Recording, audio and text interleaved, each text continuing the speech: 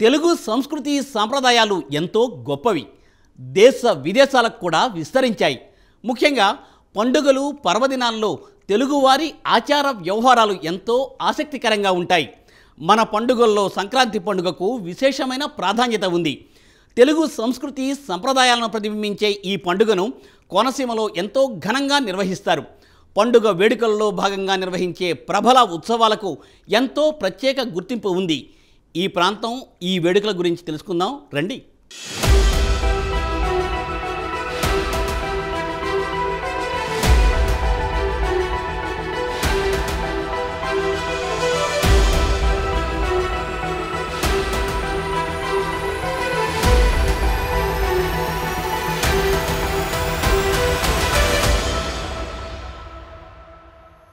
కోనసీమ వ్యాప్తంగా 3 రోజుల పాటు జరిగే సంక్రాంతి ఉత్సవాలను పురస్కరించుకుని ప్రబల తీర్థం ఎంతో అట్టహాసంగా ఆర్భాటంగా జరుపుతారు. దాదాపు 400 ఏళ్లుగా కొనసాగుతున్న డాక్టర్ బిఆర్ అంబేద్కర్ కోనసీమ జిల్లా అంబాజీపేట మండలం మొసలపల్లి గ్రామం జగ్గన్న తోటలో జరిగే ప్రబల తీర్థానికి దేశస్థాయిలో ప్రత్యేక గుర్తింపు ఉంది.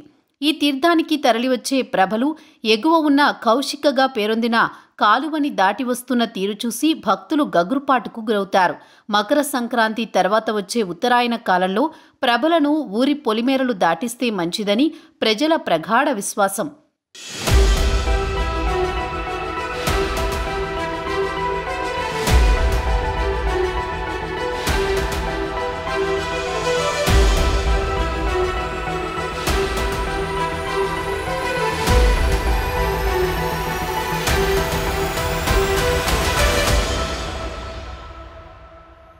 కోనసీమ అంటేనే అందం, అది వేదసీమ అని పెద్దల ఉవాచ. శ్రీశైల పర్వత సానువుల తర్వాత తొందరగా మనోలయమయ్యే ప్రదేశాలు కోనసీమ దైవక్షేత్రాలు. కోనసీమ నడుమ తరతరాల నుండి జరుగుతున్న జగ్గన్న తోట ప్రబల తీర్థం వైభవానికి ఎంతో ప్రాముఖ్యత ఉంది. మకర సంక్రమణ ఉత్తరాయణ మహాపుణ్య కాలంలో సంక్రాంతి కనుమనాడు కోనసీమలోని మొసలపల్లి శివారు జగ్గన్న తోటలో జరిగే ఏకాదశ రుద్రుల సమాగమము అత్యంత ప్రాచీనమైన, చారిత్రాత్మకమైన, అతి పురాతనమైన, పవిత్రమైన సమాగమం. ప్రాచీన కాలంలో మొట్టమొదటిగా ఈ తోటలోనే ఈ 11 గ్రామాల రుద్రులు సమావేశమయ్యారని ప్రతీతి. ఈ తోటలో ఏ విధమైన గుడిగాని గోపురంగాని ఉండవు. ఇది పూర్తిగా కొబ్బరి తోట. ఈ ఏకాదశ రుద్రులు ప్రతి సంవత్సరానికి ఒకసారి ఇక్కడ సమావేశం అవడంతో పాటు ఈ తోట విశేష ప్రాధాన్యత సంతరించుకుంది.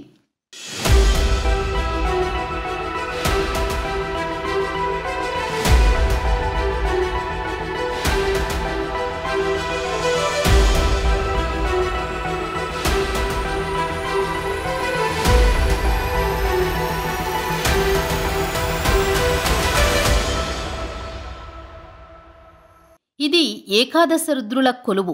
హిందూ ధర్మశాస్త్రాల ప్రకారం ఏకాదశ రుద్రులు ఒక్కచోట కొలువు తీరేది ప్రపంచం మొత్తం మీద ఈ భూమండలం మొత్తానికి ఒక్కచోటే, అది వేదసీమ అయినటువంటి కోనసీమలోని. లోక కళ్యాణార్థం ఈ 11 గ్రామాల శివుళ్ళు జగ్గన్న తోటలో సమావేశమయ్యి లోక విషయాలు చర్చిస్తారని ప్రతీతి.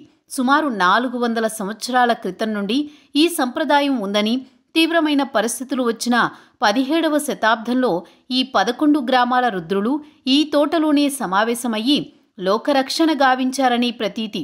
అప్పటి నుండి క్రమం తప్పకుండా ప్రతి సంవత్సరము కనుమ రోజు ఎన్ని అవాంతరాలు ఎదురైనా, భూమి తల్లకిందులైనా ఈ రుద్రులను ఒక్కచోట చేర్చుతారు. ఈ గ్రామస్తులు సంస్థానాధీశులైన శ్రీ రాజవత్సవాయి జగన్నాథ మహారాజుకు చెందిన ఈ జగ్గతోట భూమి తల్లకిందులైన ఈ రుద్రులను ఒక్కచోట చేరుస్తారు ఈ గ్రామస్తులు. సంస్థానాధీశులైన శ్రీ రాజా వత్సవాయి జగన్నాథ మహారాజుకు చెందిన ఈ తోట జగ్గన్న తోట అనే పేరుతో స్థిరపడింది.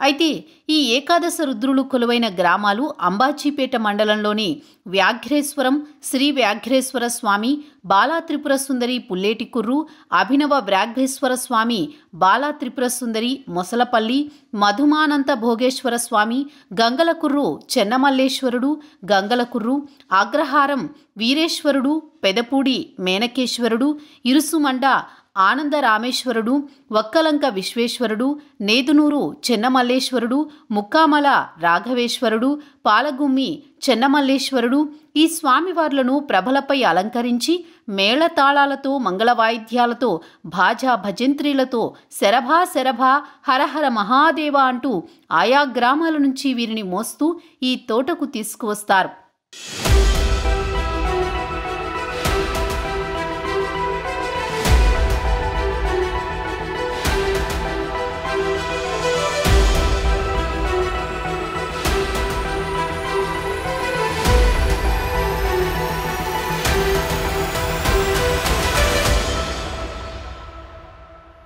ఈ తోట ముసలపల్లి గ్రామంలో ఉంది కనుక దీనికి ఆతిథ్యము ముసలపల్లికి చెందిన మధుమానంత భోగేశ్వరుడు మిగతా గ్రామరుద్రులకు ఆతిథ్యమిస్తారు.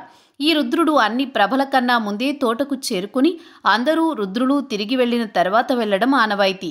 ఈ ఏకాదశ రుద్రులకు అధ్యక్షత వహించేది వ్యాఘ్రేశ్వరానికి చెందిన రుద్రుడు శ్రీ వ్యాఘ్రేశ్వరుడు. ఈ వ్యాఘ్రేశ్వరుడికి చెందిన ప్రభ తోటలోకి రాగానే మిగతా రుద్రప్రభలన్నింటినీ మర్యాద పురస్సరంగా ఒక్కసారి లేపి మళ్లీ కిందికి దించుతారు. ఈ 11 శివుళ్లకు వ్యాఘ్రేశ్వరుడు అధిష్టానము. ఇక్కడ మరో విశిష్టత ఏమిటి అంటే గంగలకుర్రు మరియు గంగలకుర్రు అగ్రహారం రుద్రప్రభలు ఈ తోటకి రావాలంటే మధ్యలో కౌశిక కాలువ దాటాలి. ఆ ప్రభలు ఆ కాలువలో నుండి ఏమాత్రం తొట్రు లేకుండా హరహరా అంటూ తీసుకువచ్చి ఆ గ్రామస్తుల ధైర్యం చూడడానికి 2 కళ్ళు చాలవు. ఎందుకంటే కాలువలో మామూలుగానే నడవలేం. అలాంటిది ఒక 30 మంది మోస్తే గానీ లేవని ప్రభ ఆ కాలువలోంచి తోటలోకి తీసుకువచ్చే సన్నివేశం చూసేవారికి ఒళ్ళు గగ్గురు పొడుస్తుంది.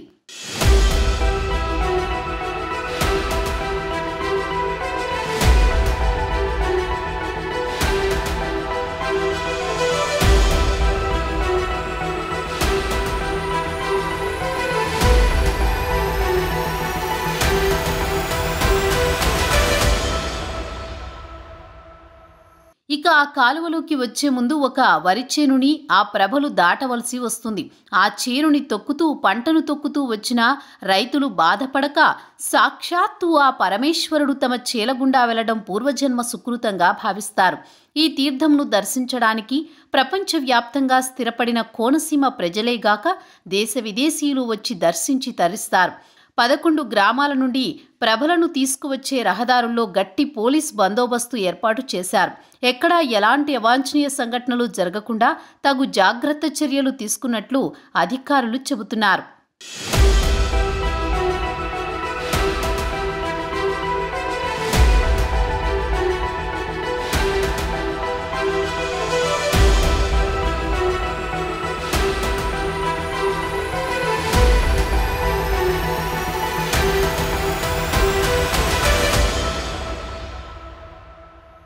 మొత్తానికి సంక్రాంతి అంటేనే తెలుగు రాష్ట్రాల్లో ప్రత్యేకమైన స్థానం ఉంటుంది.